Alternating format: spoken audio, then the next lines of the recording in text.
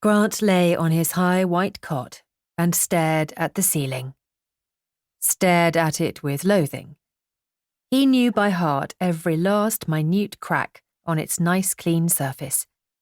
He had made maps of the ceiling and gone exploring on them. Rivers, islands, and continents. He had made guessing games of it and discovered hidden objects, faces, birds, and fishes.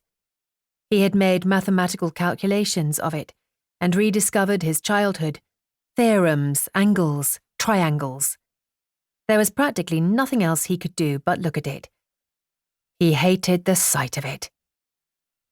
He had suggested to the midget that she might turn his bed round a little so that he could have a new patch of ceiling to explore, but it seemed that that would spoil the symmetry of the room, and in hospitals, symmetry ranked just a short head behind cleanliness and a whole length in front of godliness.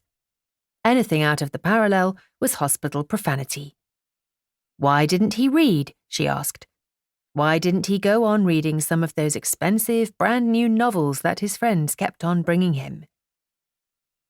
There are far too many people born into the world and far too many words written. Millions and millions of them pouring from the presses every minute. It's a horrible thought.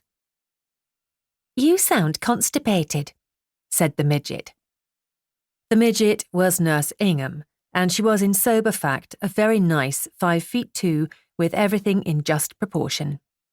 Grant called her the midget to compensate himself for being bossed around by a piece of Dresden china which he could pick up in one hand.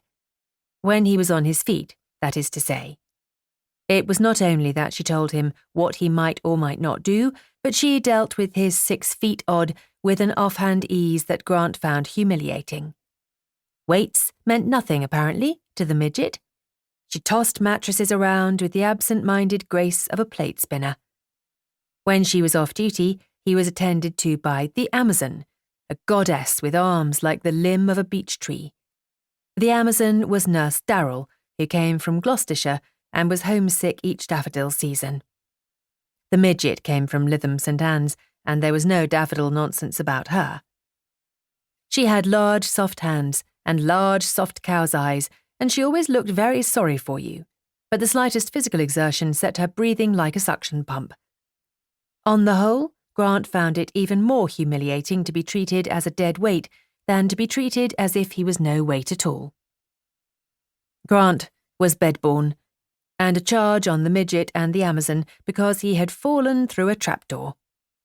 This, of course, was the absolute in humiliation, compared with which the heavings of the Amazon and the light slingings of the midget were a mere corollary.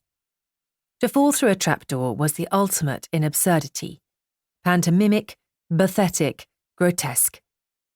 At the moment of his disappearance from the normal level of perambulation, he had been in hot pursuit of Benny Skull, and the fact that Benny had careered round the next corner slap into the arms of Sergeant Williams provided the one small crumb of comfort in an intolerable situation.